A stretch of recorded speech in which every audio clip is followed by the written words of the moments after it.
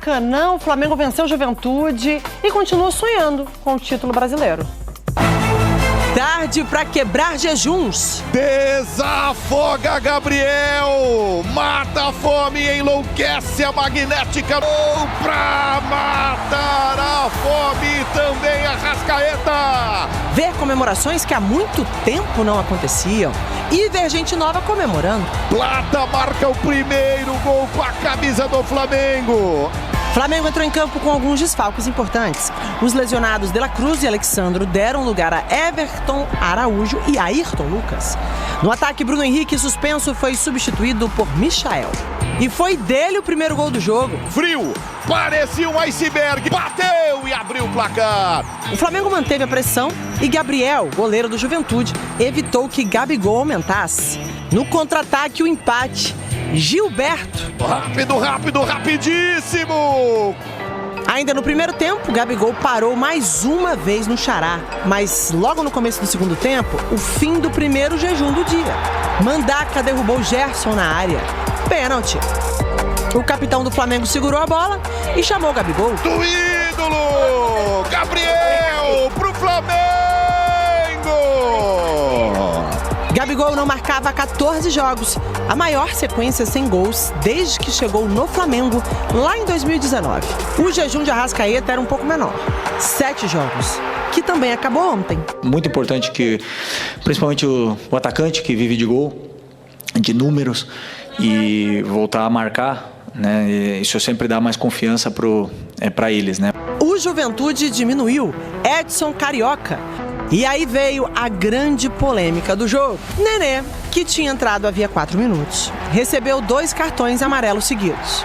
Na súmula, o árbitro Braulio da Silva Machado disse que o camisa 10 do Juventude reclamou de forma assintosa contra as decisões da arbitragem. É uma coisa realmente inacreditável. No primeiro amarelo, simplesmente perguntei para ele como é que o VAR muda de escanteio para tiro de meta. Já me deu o cartão. Aí eu falei, pô, não posso fazer uma pergunta, caramba, né?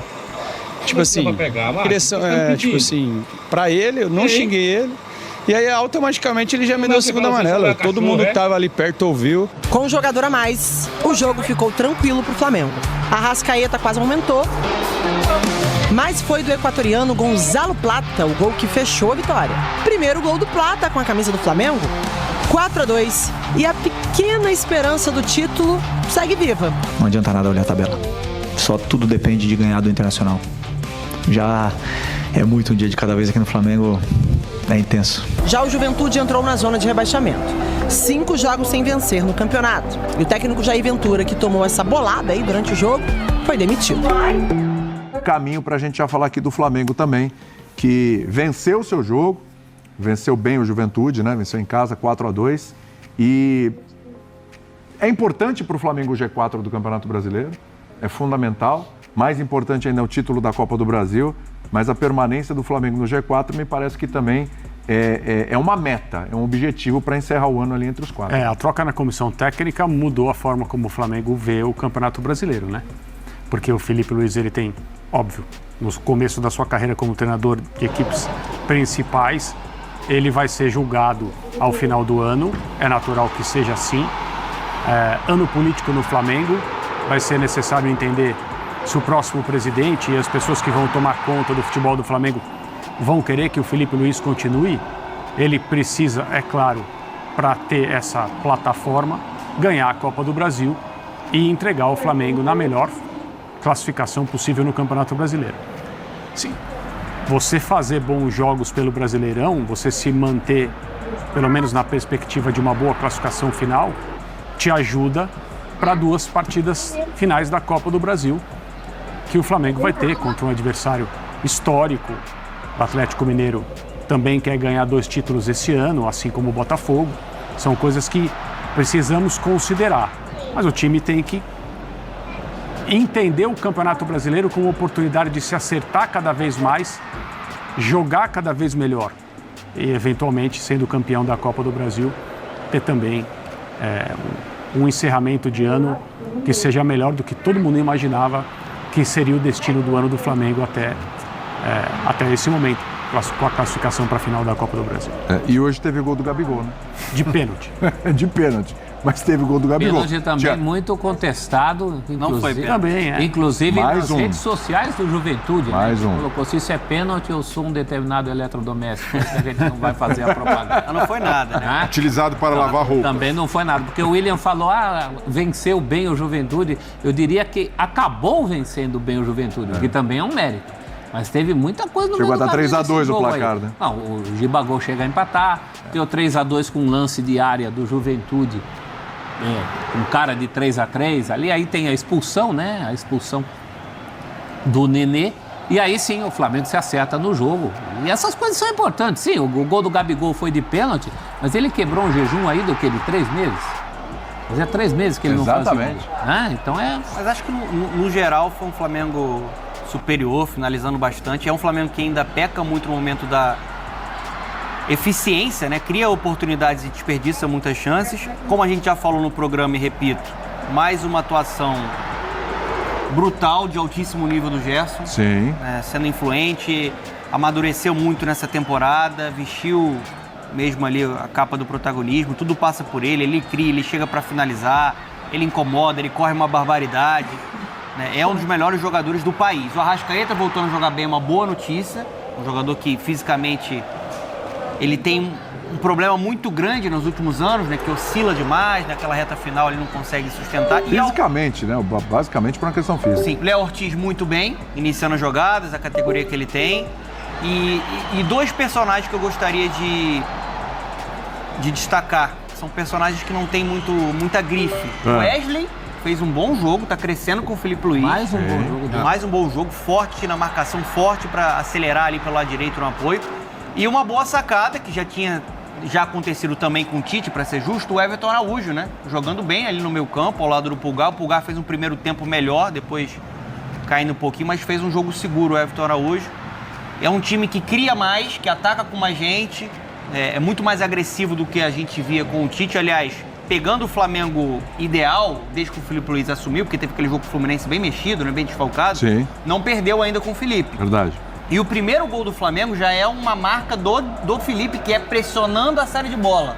Até o Gabigol tá ali pressionando, né, sufocando. Aí Sim. consegue recuperar a bola e o Michael faz um gol, o Michael sendo aquela peça ali pelo lado esquerdo. Acho que o Flamengo fez um bom jogo no geral. Tem que ligar um pouco só no momento do contra-ataque, né? O Flamengo do Felipe Luiz, pela ideia dele, ele vai acabar correndo mais riscos mesmo. Vai sofrer mais gols. Vai sofrer, porque corre mais Do que riscos. sofria com o Tite, por exemplo. O primeiro gol é de contra-ataque clássico, de manual. Linha alta. Do Giba. Mas o segundo, tá todo mundo dentro da área. E o cara ainda tem condição de ajeitar a bola, olhar e mandar o balaço que mandou, né? Só uma informação aqui, caiu o Jair Ventura, tá? Não é mais treinador Tá na zona, né? não é mais treinador do Juventude. Segunda vez que ele cai nesse campeonato, caiu no Atlético Goianiense. Foi. E o Jair Ventura, detalhe, né? O Juventude é um time que a gente falava, olha, é um time que tá do meio para baixo na tabela, mas jogando em casa é muito forte, complicado vencer o Juventude fora de casa e tudo. Em algum momento deu a entender que, acho que agora já deu uma, né? Já conseguiu dar uma desgarrada, vai conseguir fazer 45 e tudo, até pelo fator casa. Mas vem também decaindo muito. A tabela vai ser difícil até o fim. Os números do Opta apontam o Juventude caindo. Apontavam antes dessa rodada. E agora a situação do Juventude ficou um pouco mais complicada aí, inclusive entrando aí nessa zona de rebaixamento com tantos... Teve uma edição do Linha de Passe aqui, que acho que a gente estava fazendo as contas aqui do Juventude. Alguém lembrou, falou, olha, tem o Juventude também. O Jean Odd lembrou, falou, olha, tem o Juventude também na conta. A gente foi ver a sequência, falou, realmente é complicada. Tanto é que o treinador já acabou, inclusive, caindo. Mas a sequência... Eu não sei se... talvez não seja uma boa notícia. Eu não troca treinador daquela animadinha, 2, 3 jogos. A sequência do Criciúma, que está um pouco acima, também é complicada. Sim. Só que o Criciúma está descomplicando. E Pegou um empate contra o Botafogo, está fazendo o serviço contra o São Paulo. Professor, a questão assim, sobre o Jair, né? Não acho correto botar tudo na conta dele. Mas para uma equipe treinada por ele, apesar de uma sequência contra Palmeiras e Flamengo... 9 gols. O time sofreu 9 gols, né? Então, assim, dentro da proposta dele de jogo, você ter uma defesa um pouco mais segura, isso já não está funcionando. Mas fez 5, né?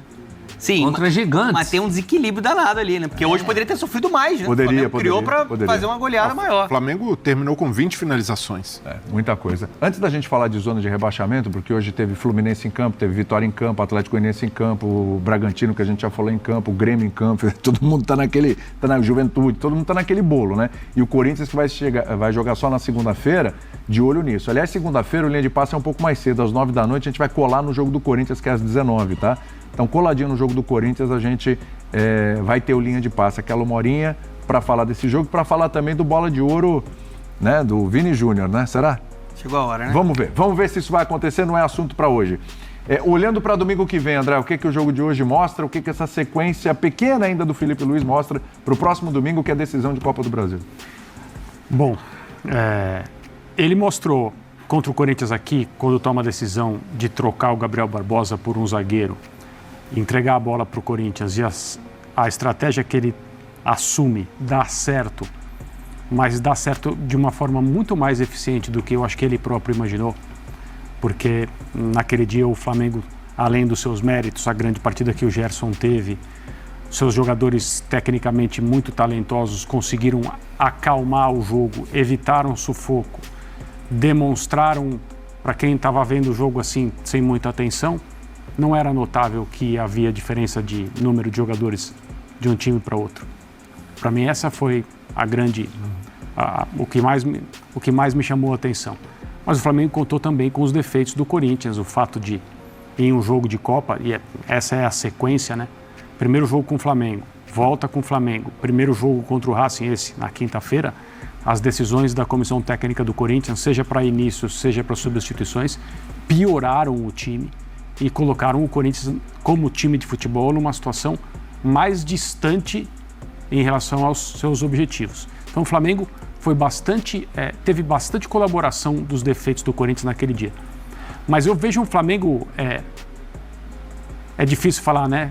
Tem 5 jogos no comando na mão dele, porque ele sabe se mover nos bastidores com os seus ex-colegas, gente com quem ele foi para o campo junto, com quem ele fala de uma outra maneira. Lucas hoje, né, que a torcida pegou no pé e a necessidade de dar força para ele. Não fez bom jogo também. Ele tem uma ideia muito clara de como o Flamengo tem que jogar. Os jogadores, tudo é tão inicial, mas a princípio os jogadores compraram a ideia de jogo, mesmo numa situação como esse jogo com o Corinthians, em que o Flamengo teve que mudar o que ele tinha que fazer e defender a sua situação, a sua possibilidade de classificação, já que o Flamengo não precisava fazer um gol, ele só tinha que não tomar. Mas a partida que o Flamengo fez foi muito bem jogada a partir do momento que o Bruno Henrique foi expulso. Mas o que eu vejo no Felipe Luiz até agora é uma capacidade de comunicação anormal entre os treinadores brasileiros. De novo, é mais fácil para ele, porque ele até agora teve que dar 5 entrevistas pós-jogo. Né? Os treinadores como o Abel, que está aí há 4 anos, já não tem mais essa paciência muitas vezes. O Arthur Jorge, há muito menos tempo, outro dia, quis dizer que tipo de pergunta deveria ser feita e que tipo de pergunta não deveria ser feita. A gente tem visto isso. Renato Portaluppi tem seu jeito de falar quando ganha, outra postura quando perde. Mas o Felipe Luiz se comunica com a torcida do Flamengo e responde aquilo que é perguntado nas entrevistas de uma forma diferente em relação ao que a gente tem visto como treinador, com os outros treinadores, o que mostra que ele está muito à vontade. Vai dar 6 horas, viu? Por mais que ele está engatinhando na vida como treinador, ele está muito à vontade. E isso é um sinal de como as coisas podem andar. Agora, o Flamengo vai enfrentar o Atlético na final da Copa do Brasil, no padrão mais alto de dificuldade que existe. O Atlético Mineiro subiu de nível de novo. Assim, é um time que tem diferentes formas de ser superior aos seus adversários. Jogadores decisivos em campo. Sim. Eu vejo um equilíbrio total nessa decisão da Copa do Brasil. Sim. Mas o Flamengo se recuperou. O Flamengo hoje tem, eu acho, mais chance do que vinha tendo antes da troca com o Tite. Professor, me ajuda aqui, por favor. Me ajuda. Uma conta. O que você quer fazer? Vamos lá, Força? me ajuda aqui. Vamos lá. Pensando na zona do rebaixamento e tudo o que aconteceu hoje, A gente saber também da torcida, né? A torcida já se organizando para a final da Copa do Brasil. Olha, os números do Gabigol contra a Juventude, o ranking enquanto ele esteve em campo, 1 gol, né? O primeiro no time, foram 4 gols, um gol para cada jogador. Chances criadas, 2 chances criadas, 3 finalizações, 2 finalizações certas, ações na área rival, 9. Aí ele está no ranking do time primeiro e segundo em finalizações certas. Ele não marcava desde 20 de junho. E ele volta a marcar, de julho, né? Ele volta a marcar pelo Flamengo. O último gol tinha sido na partida contra o Criciúma, 98 dias, então sem marcar, 15 jogos, 666 minutos até marcar, uma assistência, finalizações 15, 8 no alvo, 6 grandes chances. Era realmente um momento muito difícil para o Gabigol hoje. No pênalti, ele consegue marcar aquela história do sai zica, né? É um alívio também para o torcedor ver o Gabigol voltando a marcar. Eles esperam por isso. O Gabigol tem mais chances agora com o Felipe Luiz. Felipe Luiz comenta a situação de Gabigol no Flamengo após vitórias no Brasileirão. O camisa 99 marcou um dos gols na vitória rubro-negra diante do Juventude. E o Gabigol vinha com jejum muito grande aí de gols, né? Tem aí bastante tempo que o Gabigol marcou um golzinho. E o técnico Felipe Luiz já falou a respeito disso. O técnico do Flamengo, Felipe Luiz, comentou sobre a situação de Gabigol na equipe. O camisa 99 marcou um dos gols da vitória rubro-negra por 4-2 diante do Juventude. O 4-2 nesse sábado, dia 26, no Maracanã. O comandante citou a importância do gol para o atleta, além de afirmar que conta com o jogador para a sequência do ano. Então, dizendo isso, todo mundo está sabendo que Gabigol está se vencendo o contrato dele, ele pode ficar de graça, né? Ele pode ir para qualquer time aí de graça. O contrato dele está se vencendo agora, não é isso? Vamos ver aqui o que diz mais aqui. O atacante vive de gol, né? O atacante vive de gol, de números, de gol e de números. Voltar a marcar sempre dá mais confiança para ele. Todos os atacantes passam por fases goleadoras e fases de seca. Volta a quebrar o jejum importante, tanto para o Gabi quanto para o Plata. São 2 jogadores importantes para mim, que destacou em coletiva Felipe Luiz. Foi apenas o quinto, né? Foi apenas o quinto gol de Gabigol na temporada, que soma 33 jogos, apenas 9 deles como titular. O último gol marcado havia sido no dia 20 de julho, no jogo diante do Criciúma pela rodada 18 do Brasileirão. Faz tempo, hein? Faz tempo, Gabigol. Então, Felipe Luiz também comentou sobre a atuação do Flamengo. O comandante rubro-negro afirmou que o time não se desesperou após tomar o gol de empate e manteve a postura para buscar a vitória. Conseguimos um gol rápido, acabamos sofrendo o empate. O time em momento nenhum se deixou abalar. Por isso, continuou da mesma forma, vertical, criando chances. Depois fizemos o gol que a equipe precisava e o time deslanchou e avaliou. A vitória mantém o Flamengo no G4 do Brasileirão e a equipe está na 4ª colocação com 54 pontos.